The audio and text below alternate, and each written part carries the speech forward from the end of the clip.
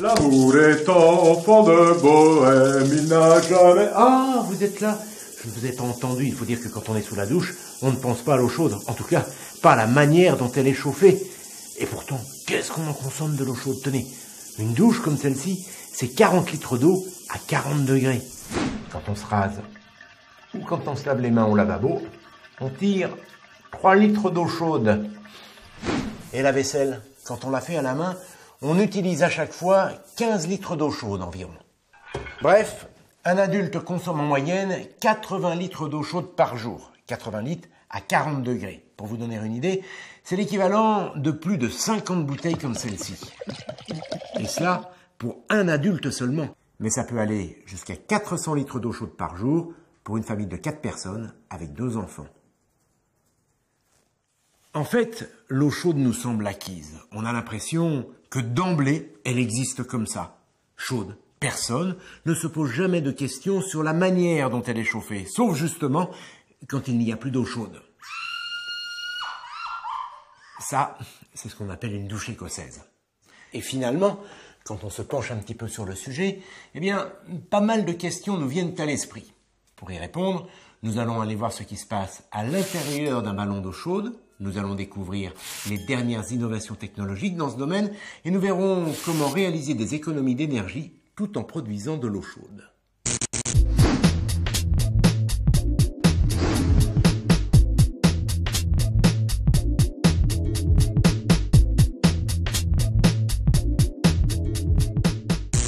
Un chauffe-eau électrique, le fameux ballon d'eau chaude, a 2 fonctions.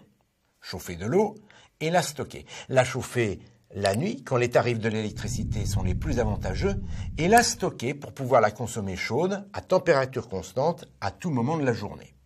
Alors du ballon d'eau chaude, on a une image un peu simpliste, celle d'un gros réservoir, tout blanc, sans vraiment savoir ce qu'il y a à l'intérieur. Et bien justement, je vous propose de découvrir ce qu'il y a sous le capot. Un chauffe-eau, pour faire simple, fonctionne un peu comme une grosse bouilloire électrique. Une résistance est immergée dans le bas de la cuve et chauffe l'eau à la température souhaitée grâce à un thermostat. Pour que l'eau reste chaude toute la journée, la cuve est entourée d'une couche de mousse isolante. L'eau chaude est ainsi conservée comme dans une grosse bouteille thermos. Et lorsque l'on prend une douche, on prélève de l'eau chaude qui est automatiquement remplacée par de l'eau froide qui sera à son tour réchauffée durant la nuit suivante. Alors bien sûr, l'une des premières questions qu'on se pose quand on choisit un chauffe-eau porte sur sa capacité. 50 litres, 100 litres, 200 litres ou plus. Avant de sortir la calculette, il faut savoir qu'à l'intérieur du ballon, l'eau est chauffée en moyenne à 65 degrés Celsius. Or, personne ne prend une douche à 65 degrés. On se brûlerait. En fait, quand on tire de l'eau chaude, il s'agit d'un mélange de l'eau à 65 degrés et de l'eau froide pour que l'eau de la douche, par exemple, atteigne environ 40 degrés. Ce qui veut dire qu'avec un ballon de 200 litres, par exemple, 200 litres d'eau chauffée à 65 degrés, on obtient environ 400 litres d'eau à 40 degrés. C'est ce qu'on appelle le V40, le volume d'eau chaude disponible à 40 degrés. Cette notion est très importante au moment où l'on fait son choix.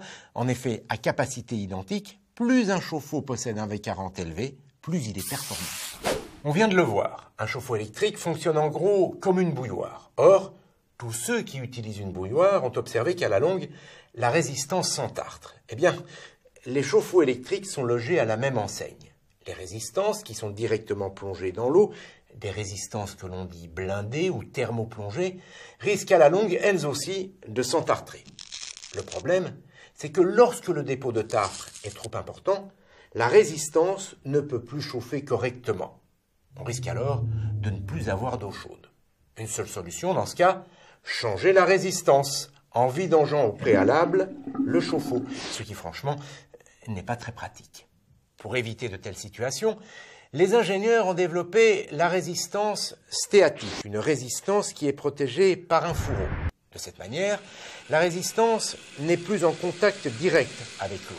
En plus, la surface d'échange du fourreau, qui est 2 fois plus grande que celle d'une résistance blindée, assure une meilleure répartition de la chaleur. Du coup, la température nécessaire pour chauffer l'eau n'est plus que de 85 degrés au lieu de 125. C'est mieux. car le tartre se forme plus facilement quand la température est plus élevée. Avec cette résistance, le dépôt de tartre est donc moins important, sans compter qu'en cas d'intervention, c'est plus simple. En effet, on peut retirer la résistance sans vidanger le chauffe-eau. Si on se résume, la résistance stéatite est donc incontestablement plus performante. Mais le tartre n'est pas le seul problème que rencontre un chauffe-eau. Il y a aussi la corrosion due à l'eau et plus précisément à la composition de l'eau. Cette composition varie d'une région à l'autre et parfois d'une commune à l'autre au sein d'une même région. Pour un chauffe-eau, la qualité de l'eau peut se résumer à 2 critères. D'abord, sa dureté ou son degré TH. Plus une eau contient du magnésium et du calcium, plus elle est dure, ce qui est bon pour la protection de la cuve. Ensuite, il y a son caractère corrosif, lié à la quantité de nitrate, de chlorure et de sulfate, des éléments qui favorisent la corrosion des métaux. Autrement dit, les cuves étant en acier, les chauffe-eau sont sensibles aux attaques de l'eau. Sans protection, ils peuvent s'oxyder, autrement dit rouiller, puis percer. Pour éviter ce phénomène, on les protège en les recouvrant d'une couche d'émail. Grâce à sa composition, l'émail forme une barrière qui résiste très bien aux changements de température et de pression qui règnent à l'intérieur d'un chauffe-eau. Cela dit, la porosité naturelle de l'émail permet malgré tout à l'eau d'entrer en contact par endroits avec l'acier. Par conséquent, si cette protection par émaillage est nécessaire, elle n'est pas suffisante. C'est la raison pour laquelle elle est toujours couplée à une protection complémentaire. Il en existe plusieurs types et nous allons voir de plus près comment elles fonctionnent. Une des solutions consiste à placer une anode en magnésium dans la cuve. En présence d'eau, un courant électrique apparaît spontanément entre le magnésium et l'acier de la cuve. Sous l'effet de ce courant, l'anode se dissout et le magnésium libéré se dépose sur les parois de la cuve qui s'en trouvent protégées. Le problème, vous l'aurez sûrement deviné, c'est que plus le temps passe, plus l'anode en magnésium se dissout jusqu'à finir par disparaître totalement. Voilà pourquoi on parle d'anode sacrificielle. Plus d'anode, plus de protection, le chauffe-eau finit par percer et vous n'avez plus d'eau chaude. Une autre solution consiste à placer une anode en titane, inusable cette fois. Cette anode est reliée à un générateur qui impose un courant électrique pour capter certains minéraux naturellement présents dans l'eau, le magnésium et le calcium, et les précipiter sur les parois de la cuve pour la protéger. Rassurez-vous, ce courant n'est pas très fort, quelques volts seulement, donc aucun risque d'électrocution. Cette protection offre l'énorme avantage de durer dans le temps, mais pour être efficace, elle nécessite une eau riche en magnésium et en calcium.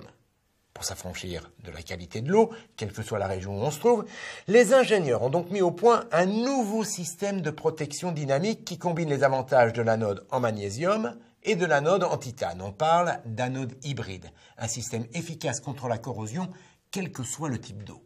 Il s'agit d'une anode en titane recouverte de magnésium. Dès la mise en service du chauffe-eau, le courant émis par l'anode projette le magnésium protecteur sur les parois de la cuve. Ensuite, cette barrière protectrice est maintenue durant toute la vie du chauffe-eau grâce au courant imposé par l'anode en titane inusable. Cette protection dynamique prolonge la durée de vie des chauffe-eau, quelle que soit la qualité de l'eau, jusqu'à 2 fois plus longtemps quand l'eau est agressive. Voilà, on a fait le tour des dernières innovations en matière de protection contre la corrosion. En matière d'économie d'énergie, les chauffe-eau ont aussi considérablement progressé. En effet, les résistances stéatites, plus performantes que les résistances blindées, les nouvelles protections contre la corrosion, plus les thermostats électroniques, plus précis que les thermostats mécaniques, permettent de réaliser 8% d'économie d'énergie. Mais ce n'est pas tout. Comme dans beaucoup de cas, les économies d'énergie passent d'abord et avant tout par une meilleure optimisation de la consommation, ce qui est grandement facilité par l'intelligence embarquée dans les nouvelles générations de chauffe-eau. Tenez, un exemple. Les enfants sont absents la semaine. Ils ont l'habitude de rentrer le week-end. Eh bien, avec cet équipement, le chauffe-eau adapte automatiquement la température de chauffe pour produire la bonne quantité d'eau chaude nécessaire en semaine et le week-end. En plus, vous gardez toujours un œil sur la quantité d'eau chaude disponible. Allez, un autre exemple pour la route. Au moment de partir en vacances, vous programmez l'arrêt du chauffe-eau et sa remise en route automatique pour avoir de l'eau chaude à votre retour. Avec ces innovations, c'est jusqu'à 20% d'économies d'énergie qui sont réalisables. L'utilisation des énergies renouvelables est aussi un levier pour faire des économies d'énergie. Alors quand on parle d'énergie renouvelable et de chauffe-eau, on pense en priorité au chauffe-eau solaire. Une petite précision. Dans ce cas, l'énergie solaire n'est pas utilisée pour produire de l'électricité, mais pour chauffer l'eau. Les panneaux solaires réchauffent un liquide, de l'eau mélangée à de l'antigel en l'occurrence, qui à son tour va réchauffer l'eau contenue dans la cuve. Cette solution est performante sur le plan énergétique, encore faut-il avoir une toiture ou une terrasse suffisamment ensoleillée. Une autre solution a aujourd'hui le vent en poupe, le chauffe-eau thermodynamique. Le principe est ingénieux, il s'agit de récupérer les calories de l'air pour les transmettre à l'eau. Pour cela, on va utiliser une pompe à chaleur associée à un chauffe-eau qui fonctionne avec un fluide frigorigène. Je vous explique le principe. Au contact de l'air ambiant, le fluide se réchauffe et se transforme en gaz. Il est alors compressé et sa température va atteindre 90 degrés. Eh bien, c'est ce gaz, chaud et sous pression, qui va réchauffer l'eau à l'intérieur de la cuve. Comme le fluide se refroidit, il redevient liquide et il est à nouveau prêt pour recommencer un cycle. Avec ces chauffe-eau thermodynamiques, on peut réaliser jusqu'à 70% d'économie d'énergie. Alors je sais ce que vous allez me dire, ils coûtent plus cher à l'achat que des chauffe-eau classiques. C'est vrai, mais il faut savoir qu'ils bénéficient d'un crédit d'impôt. Ça ne fait pas tout, mais quand on ajoute les économies qu'ils nous font réaliser, eh bien au bout de la 4e année, le surcoût est amorti. Et au-delà, eh bien ces chauffe-eau thermodynamiques deviennent plus rentables. Voilà, vous avez tout sur le chauffe-eau et maintenant quand vous prendrez votre douche, eh bien vous saurez d'où vient l'eau chaude et comment faire des économies d'énergie. Bon, j'y retourne parce que il reste encore un peu de mousse. I'm singing in the rain, la la.